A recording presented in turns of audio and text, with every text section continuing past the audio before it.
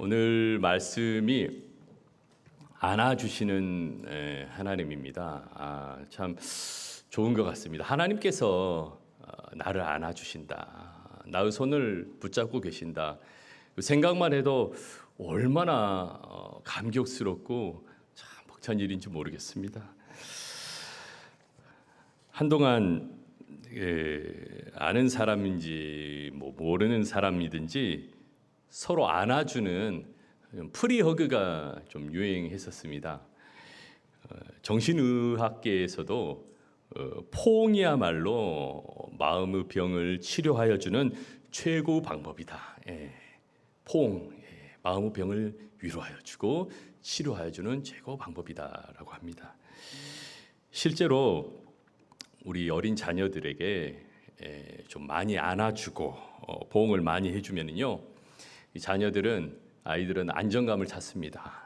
그리고 몸과 마음이 건강하게 자라난다고 합니다. 그럼 아이들만 그러냐? 성인들도 그렇습니다.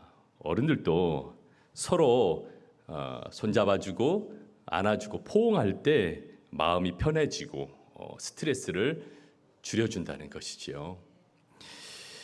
근데 이것은 우리 영혼도 마찬가지입니다. 우리 영혼에도 해당이 되는데요. 어떤 사람이 그 속 사람이 더 건강해지고 자유와 평안을 누리면서 살아갈 수 있겠습니까? 어떤 사람이 시련이 왔을 때, 시험이 왔을 때 이것을 잘 이겨내고 극복하고 당당하게 다시 일어설 수 있을까요? 그것은 하나님 아버지의 안아주심을 잘 느끼면서 사는 사람입니다. 하나님께서 나를 안아주고 계신다. 나의 등 뒤에서 안아주고 계시고 손잡아주고 계시다. 이것을 잘 인식하면서 느끼는 사람이 어려움이 왔을 때, 고난이 왔을 때 쓰러지지 않고 극복하지 않고 잘 일어설 수 있는 사람이라는 것입니다. 오늘 신명기 말씀, 죽음을 앞둔 모세가 이제 가나안 입성을 앞둔 그 2세대 이스라엘 백성들이죠. 이제 향해서 말씀을 전하는 것이죠. 가나안 땅에 들어가지 못하는 1세대 이스라엘의 실패를 언급을 합니다. 하면서 이제 약속의 땅 가나안에 들어가게 될 새로운 2세대는 온전히 하나님만 의지하고 하나님 말씀에 순종할 것을 권명하면서 그렇게 해서 기록된 말씀이 바로 신명기다 할 수 있을 것입니다.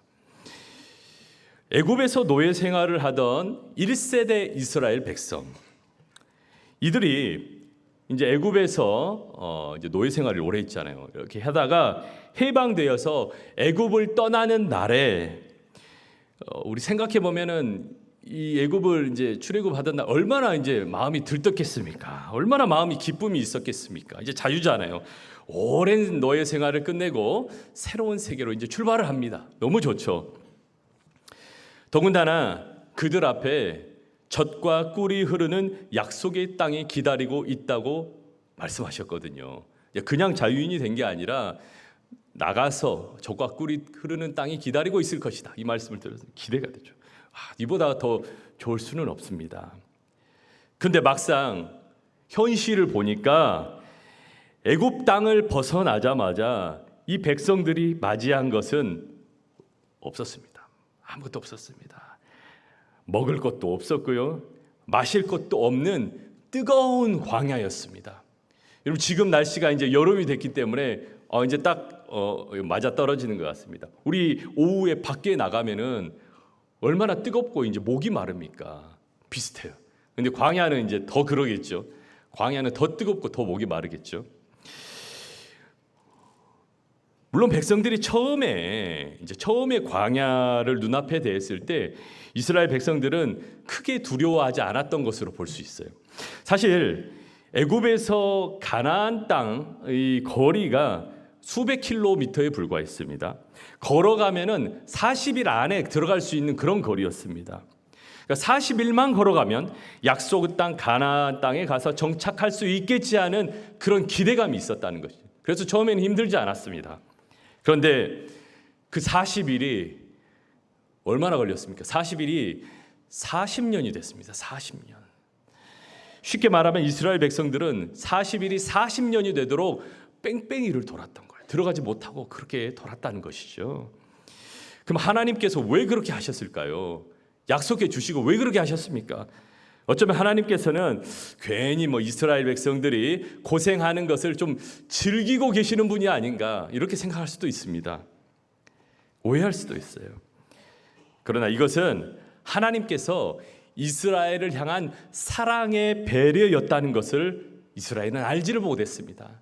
사랑하시기 때문에. 사랑의 배려였는데 이스라엘은 그것을 깨닫지 못했어요. 430년 동안 이스라엘은 애굽에 종살이를 했습니다. 거기 머물면서 철저하게 노예의 습성이 되어버렸습니다. 노예의 습성. 우리가 노예가 돼본 적은 없지 않습니까? 근데 노예가 뭔가를 생각할 필요가 없죠. 깊게 생각할 필요가 없죠. 노예가 뭡니까? 오늘만 잘 먹고 잘 살면 되는 거거든요. 그러다 보니 책임감이 없습니다. 공동체성도 없어요. 그게 바로 노예 근성입니다. 근데 이 노예 근성은 하루아침에 바뀌어지지가 않습니다. 변하지 않는 것이죠. 사람도 보면은 근성이라는 게 있습니다. 근성은 정말 무섭습니다. 어떠한 환경, 어떠한 가정에서 자라났는가 굉장히 중요하죠. 바뀌지가 않습니다. 무시할 수 없는 것이죠. 아무리 오랜 시간이 지나고 믿음 안에 있다고 하면서도 문득 예전에 그러한 근성이 튀어나오게 돼 있다는 것이 나도 모르게 튀어나옵니다. 자, 근데 그것은 이스라엘 백성들로 마찬가지였습니다. 이것이 완전히 뽑아져야 돼요. 이 노예의 근성이 완전히 뽑아져야 진정한 하나님의 백성으로 하나님의 백성답게 살 수 있게 되었던 것이죠.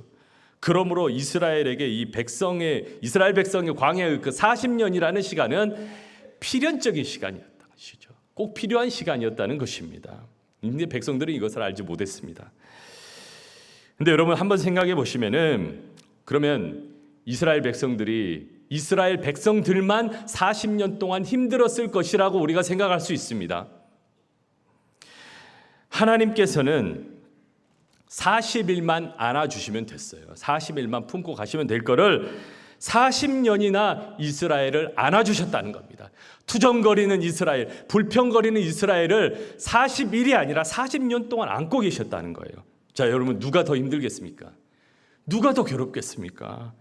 40년 동안 안긴 사람입니까? 40년 동안 불평을 들으면서 안아준 분입니까? 당연히 안아준 분이죠. 하나님께서는 하지만 지치지 않으셨습니다. 지치지 않으시고 포기하지 않으셨습니다. 40년 동안 꼭 그들을 안아주시고 광야의 길을 함께 가셨다는 거예요.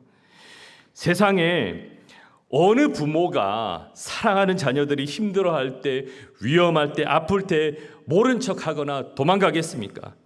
아무리 악한 부모라 할지라도 자녀를 항상 가슴에 품죠. 그 자녀는 가슴에 안에 있습니다. 세상의 부모가 그렇습니다. 세상의 부모도 그러한데 하물며 이 세상에 어머니가 버릴지라도 하나님 아버지께서는 어떻게 하신다고 했는지 우리 이사야 49장 15절 말씀에 나와 있는데요. 한번 읽어보겠습니다. 이사야 49장 15절 말씀입니다. 그래, 하나님의 마음입니다. 함께 읽어보겠습니다.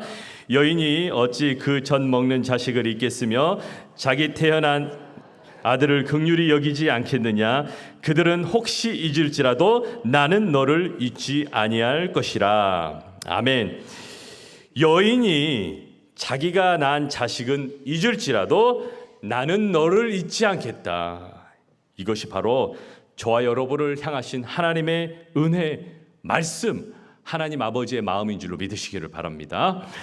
결코 포기할 수 없는 하나님의 끈질김으로 얻어진 사랑의 결실이 바로 이 자리에 함께한 저와 여러분이라는 것을 믿으시기를 바랍니다. 근데 우리 문제가 있습니다. 우리 문제가 뭡니까? 우리 인생길이 참 쉽지는 않지 않습니까? 우리 인생길이 어렵잖아요. 우리 인생이 고달프기에 하나님의 은혜, 우리는 지금 분명히 하나님의 품 안에 안겨 있거든요. 저와 여러분은 안겨 있는데 너무 힘들어서, 우리의 삶이 너무 힘들어서 이게 별로 실감이 나질 않는다는 겁니다. 그래서 어떤 문제를 만나면은 한없이 약해지면서 흔들린다는 것이, 쓰러진다는 것이죠. 오늘 본문 19절에 우리 하나님 여호와께서 우리에게 명령하신 대로 우리가 호렙산을 떠나 너희가 보았던 그 크고 두려운 광야를 지나 아모리 족속 그 산지길로 가데스 바네아에 이른 때에 모세는 광야를 이렇게 말합니다. 모세가 광야를 볼 때 그 크고 두려운 광야라고 표현했습니다. 이것은 그 광야가 많은 위험과 공포가 도사리고 있음을 뜻하는 말입니다. 실제로 광야에 들어선 이스라엘 백성들은 말할 수 없는 어려움을 겪어야 했습니다. 출애굽기 15장을 보면은 물이 없어가지고 물을 구하지 못해서 모세에게 원망하는 장면이 나옵니다. 이 백성들이요. 그리고 또 다음 장으로 가면 백성들이 배가 고파요. 배가 고파서 못 살겠다고 아우성치는 장면이 나옵니다.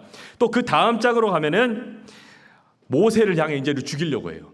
돌을 쳐서 죽이려고 돌을 정말 던질 것 같은 기가 막힌 상황이 벌어집니다. 그뿐만이 아니었습니다. 백성들은 한 번씩, 두 번씩, 세 번씩, 네 번씩 이 더위에 천막을 계속 쳤다가 폈다가 쳤다가 폈다가 그렇게 하는 좀 어떻게 보면 불만적인 생활을 했습니다. 언제 끝날지 모르는 광야, 이 여정의 광야에 모두가 이제 신경이 날카로워지지 않습니까? 그리고 그들 안에서 분쟁이 또 끊이질 않았습니다. 내분이 일어났습니다. 늘 불안하고 지루하고 짜증스러운 상황 속에서 이스라엘 백성들의 생각에는 광야의 생활이 하나님의 품에 안겨서 생활하는 것이 아니라 그저 마지못해서 끌려가는 생활로 그렇게 생각을 하고 있었다는 것이죠. 분명히 하나님께서 안고 계시는데 너무 생활이 힘들다 보니까 그냥 마지못해서 끌려가는 거, 그냥 줄줄줄 끌려가는 그런 생활로 생각했다는 것입니다. 이러니 모세가 아무리 외쳐도 너희는 지난 세월 동안 하나님 아버지 품에 안겨서 이 광야를 지나왔다 이렇게 외쳐도 이 백성들은 모세가 하는 말에 귀에 들려지지가 않았습니다. 안 들어옵니다. 근데 모세는 달랐습니다. 모세는 달랐어요. 모세는 이처럼 험한 광야의 생활에서 백성들과 좀 생각을 다르게 하고 있었습니다. 다른 시각을 가지고 있던 사람이 모세였습니다. 어떻게 이 사람 혼자는 아니었죠. 뭐 그 믿음의 사람, 뭐 여호수아도 있었고 다 있었습니다만은 왜 모세는 다른 시각을 가질 수 있었을까요? 모세가 뭐 그러면 혼자서 지도자니까 혼자서 편하게 생활했기 때문에 모세가 불편이 없었느냐? 아니었습니다. 모세도 백성들과 똑같이 생활했습니다. 똑같이 힘든 생활을 겪었습니다. 똑같이 배고팠고 똑같이 목말랐습니다. 어쩌면 백성들보다 더 훨씬 무거운 짐을 지고 살아갔던 사람이 모세였습니다. 그리고 모세의 나이가 보통이 아니에요. 80세였습니다. 80세. 80세의 고령에 이런 많은 사람들 불만이 끊어지지 않는 상황 속에서 수백만 명의 생사를 짊어져야 돼요. 지도자라는 자리가 얼마나 힘든 자리입니까? 정말 피말리는 그런 위치였을 것입니다. 그럼에도 불구하고 그에게는 다른 점이 있었습니다. 모세는 달랐습니다. 모세는 지금까지 지나온 그 광야의 여정, 힘든 여정을 고난의 통로로 보지를 않았어요. 그렇게 보지 않고 이 광야의 시간이 하나님의 품에 안겨서 하나님과 함께 걷는 은혜의 통로로 보았던 것입니다. 광야의 시간이었지, 광야의 길이었지만 이 길은 힘든 길이 아니다. 하나님께서 함께 하시는 길이었다. 하나님께서 은혜 내려주시고 안아주시는 길이었다라는 생각을 가지고 있던 사람이 모세였다는 것이죠. 상황을 보는 시각이 백성들과 모세가 달랐습니다. 이스라엘 백성들은 숨 막히고 덥고 춥고 목마르고 불편한 상황을 봤습니다. 그러나 모세는 전능하시고 자비로우신 하나님, 사랑의 하나님 아버지를 향해서 눈을 고정했습니다. 하나님께 시선을 가지고 있었습니다. 그리고 이스라엘 백성들은 아래 것을 봤습니다. 땅의 것을 봤어요. 눈앞의 현실을 쳐다보고 있었지만은 모세는 위의 것, 하나님의 약속을 바라보았던 것입니다. 이스라엘 백성들과 모세의 차이가 바로 여기 있어요. 본문 32절 말씀에 보면은 이 일에 너희가 너희의 하나님 여호와를 믿지 아니하였도다 했습니다. 이게 뭔 말입니까? 모세는 광야길에서 자신과 자기 민족을 자기 민족을 안아주시는 하나님이 함께하심을 보았다는 거예요. 광야에서 함께하시는 하나님을 믿고 있었습니다. 하지만 백성들은 그렇지 않았습니다. 자기 앞에 놓여 있는 환경과 상황을 보면서 원망과 불평을 계속했다는 것이죠. 결국 광야에서 이 백성들이 원망하고 불평하는 이 근본 문제가 뭐냐? 바로 결국에는 믿음의 문제였다는 것이죠. 제가 저저번 주에서 계속해서 말씀드렸던 바로 그겁니다. 믿음의 문제였습니다. 믿음이 없었어요. 출애굽 이 백성들은 믿음이 부족했습니다. 아직도 이스라엘 백성들은 하나님을 믿지 못하고 있는 것입니다. 홍해를 여시던 하나님 다 봤어요. 이스라엘 백성들이 지나오면서 다 봤어요. 홍해를 여시는 하나님, 반석에 물을 내주시는 하나님, 마라의 쓴물을 바꾸셨던 하나님, 하늘에서 만나를 내리시던 하나님을 분명히 체험했는데도 믿지를 못해요. 봤는데도 믿지를 못해요.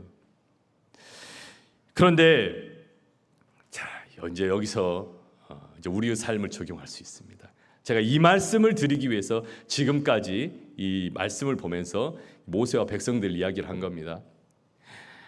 그런데 이게 지금 우리들만의 문제냐? 이 백성들만의 문제냐? 이 사람들만의 문제냐? 아니라는 것이죠. 우리의 문제일 수도 있습니다. 저와 여러분의 문제가 될 수도 있어요. 우리는 말로는 고백합니다. 말로는 기적의 하나님을 믿습니다. 내가 하나님과 함께 하시면 믿습니다. 이렇게 고백을 해요. 하지만 언제 문제가 생기냐면요. 내 인생에 광야와 같은 그런 어려움, 그런 상황을 만나게 되면은, 광야 같은 상황을 만나게 되면은 오늘의 이 어려움 앞에서 다시 믿음 없는 사람이 되어버립니다. 다시 믿음 없는 사람처럼 행동하고 되돌아갑니다. 저 또한 그렇지 않다고 아니라고 말할 수 없어요. 어제는 분명히 믿었어요. 좋았으니까요. 행복했으니까, 평안했으니까요. 근데 광야와 같은 어려운 문제를 만나면은 분명히 달라질 수 있었다는 것이죠. 이 백성들이 그랬었습니다. 이 백성들은 만나와 매출하게 홍해를 갈라지는 기적을 보고서도 이랬습니다. 체험한 사람들이 이랬어요. 어제는 분명히 믿었는데 오늘의 어려움이 있으면은 믿지 못하는 불신앙이 우리를 힘들게 할 수 있다는 것입니다. 프랑스 수도사 중에서 샤를르 푸코라는 수도사가 있었습니다. 이분은 원래 군인이었는데 예수님을 영접한 후에 수도사가 됐습니다. 근데 사하라 사막에 들어가서 선교를 시작합니다. 거기서 이제 원주민이 쏜 총에 맞아가지고 이제 순교를 하였는데 그가 저서가 있습니다. 남긴 책 중에서 사하라의 불꽃이라는 책이 있어요. 사하라의 불꽃이라는 책에서 그는 이렇게 반문합니다. 하나님을 믿는 그리스도인에게 가장 어려운 것이 있다면 무엇이겠습니까? 라는 질문에서 그는 이렇게 대답합니다. 하나님을 믿는 그리스도인에게 가장 어려운 것이 있다면 뭘까요? 하나님을 믿는 그리스도인에게 가장 어려운 것은 하나님을 믿는 것입니다. 라고 이렇게 말했어요. 하나님을 믿는 게 가장 어렵대요. 여러분, 우리가 하나님을 얼마나 쉽게 믿는다고 고백합니까? 그런데도 왜 그리스도인들이 어려운 현실이 닥치면은 믿음이 없어져 버리고요, 현실과 동떨어진 생활을 합니까? 바로 그 순간 그 자리에 계시는, 그 광야에 계시는 나와 함께 하시는 하나님을 인식하지 못하기 때문에 그렇습니다. 하나님께서 지금 나와 함께 하신다라고 고백은 할 수 있어요. 말은 할 수 있어요. 아직 말은 고백하지만 이 사실을 정말로 믿음으로 인식하면서 그렇게 사는 것은 쉽지 않다는 것이죠. 하지만 우리는 그렇게 해야 합니다. 왜냐하면 믿음의 시작은 나와 함께 하시는 하나님을 의식하면서부터 믿음이 시작되는 거거든요. 믿음의 시작은 나와 함께 하시는 하나님을 확신하면서부터 믿음이 시작이 되는 거예요. 믿음의 출발점은 나와 함께 하시는 하나님을 인식하면서 출발이 된다는 것을 여러분 기억하시기를 바랍니다. 가인이 동생을 죽였을 때 아무도 없는 들에서 이 동생을 죽였습니다. 가인은 그렇게 생각했습니다. 거기에는 하나님이 계시지 않는다, 아무도 지금 보지 않는다 생각하고 하나님을 의식하지를 못했습니다. 치밀어 오르는 감정, 화가 나죠. 분노가 나죠. 동생이 재물만 받아주시고 내 재물을 안 받아주시니까, 예물을 안 받아주시니까. 이 분노 감정을 이기지 못한 가인에게는 이 분노에 눈이 멀어서 함께 계시는 하나님을 인식하지를 못했어요. 하나님 분명 계셨는데. 다윗 어떻습니까? 다윗 그토록 하나님을 철저하게 경외하던 다윗도 인간적인 욕정 앞에서, 그 욕정 때문에 이제 하나님이 안 보이는 거예요. 하나님은 인식되지 않는 거예요. 하나님께서 나와 함께 하신다는 것을 인식하지 못할 때에 무슨 죄를 범했습니까? 밧세바를 범했습니다. 여러분, 우리가 지금 나와 함께 하시는 하나님과 동행하는 삶, 하나님과 함께 하는 것을 인식하지 못하는 삶을 사신다면은 우리가 아무리 교회 생활 열심히 하고 전도하고 봉사하고 섬기 다 해도요, 우리의 그 현실의 치밀어 오는 감정 앞에서, 욕정 앞에서, 두려움 앞에서, 어려움 앞에서 세상 사람들과 다를 바가 없습니다. 별 다를 바가 없어요. 똑같아집니다. 그러므로 참된 신앙, 진짜 신앙은 뭐냐? 바로 하나님께서 늘 나와 함께 하신다는 인식을 가지셔야 돼요. 그렇게 인식을 가지고 하나님께서 나와 함께 하신다 확신을 가지고 살아가는 겁니다. 내 옆에서 나를 안아주고 계시는 하나님, 예수 그리스도를 바라보시면서 사는 것이 참된 신앙, 진짜 신앙인 줄로 믿으시기를 주님의 이름으로 축복합니다. 믿음의 눈이 열리지 않아서 모든 것이 원망과 불평이었던, 두려움이었던 이스라엘 백성들을 향해서 모세에게 통하여서 주시는 말씀이 있어요.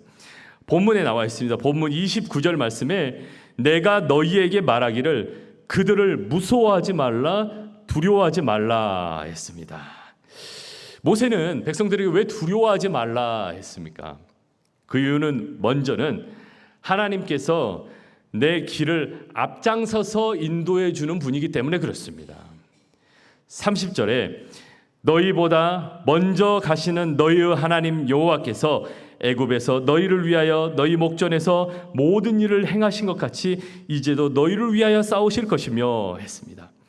마치 양을 치는 목자가 양의 앞길에서 그 갈 길을 먼저 인도하듯이 하나님께서는 우리 앞길을, 우리 갈 길을 제시해 주신다는 거예요. 갈 길을 가르쳐 주신다는 것입니다. 그래서 오늘 30절 말씀에 모세는 하나님을 너희보다 먼저 가시는 너희의 하나님이라 했습니다. 너희 앞길을 먼저 가셔서 먼저 인도해 주신다는 거예요. 여러분, 우리는 우리의 갈 길을 알지 못합니다.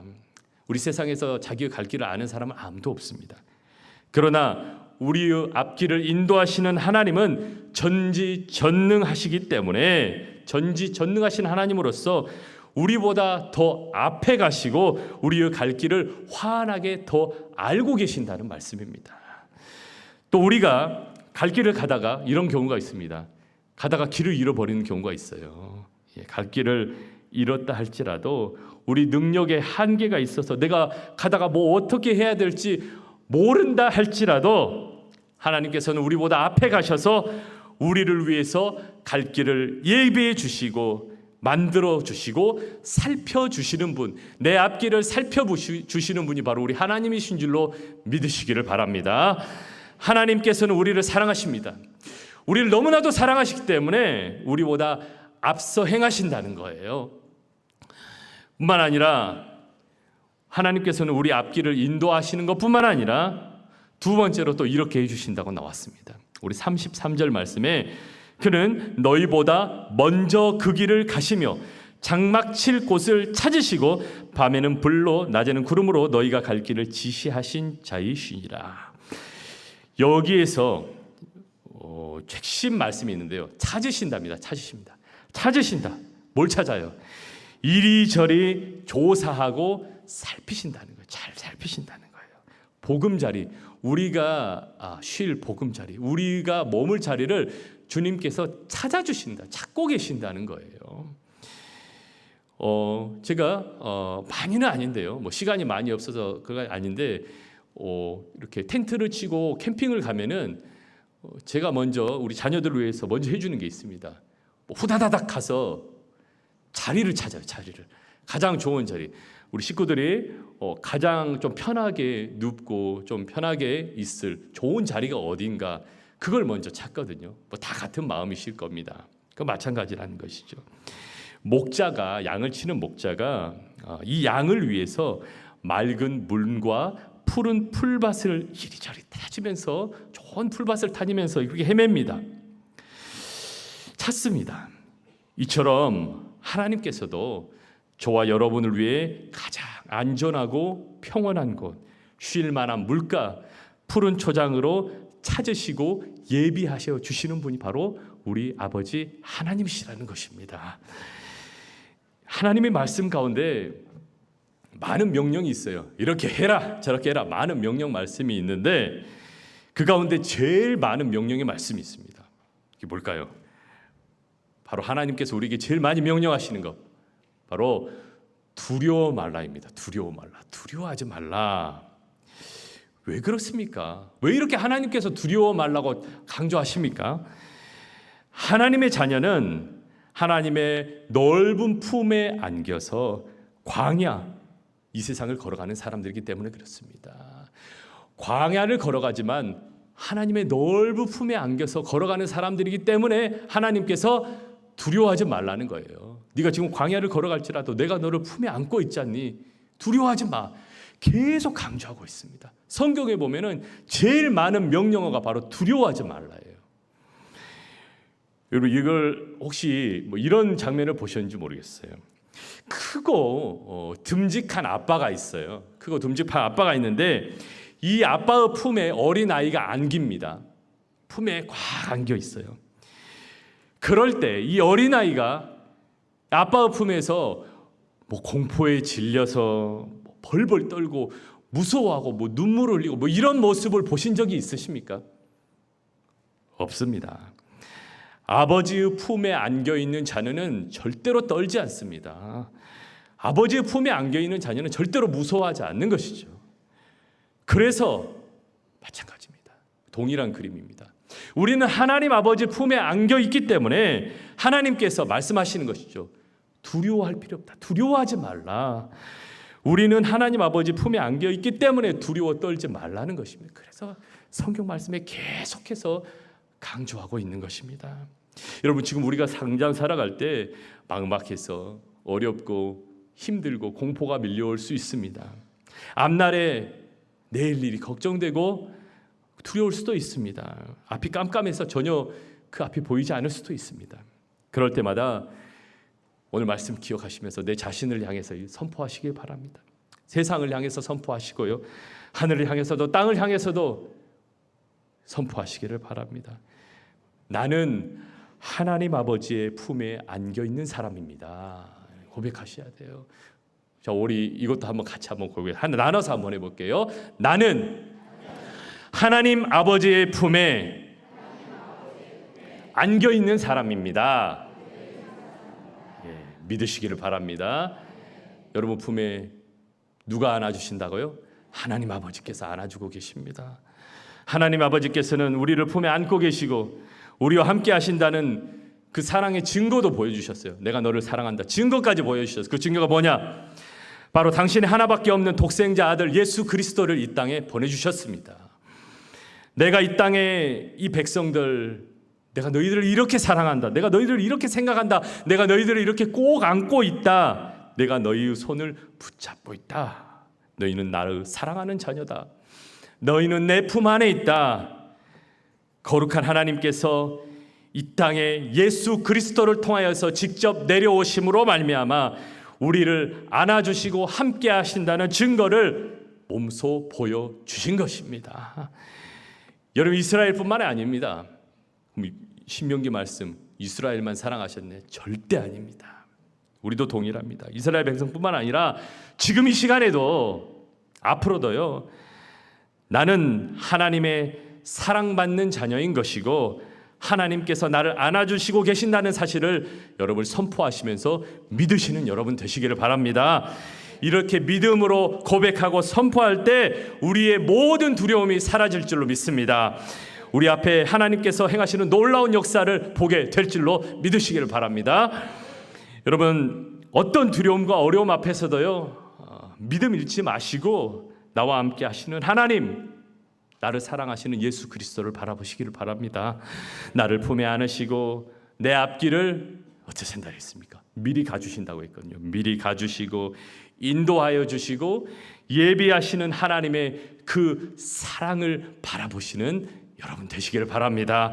하나님께서는요, 지금까지 나를 안아주고 계셨어요.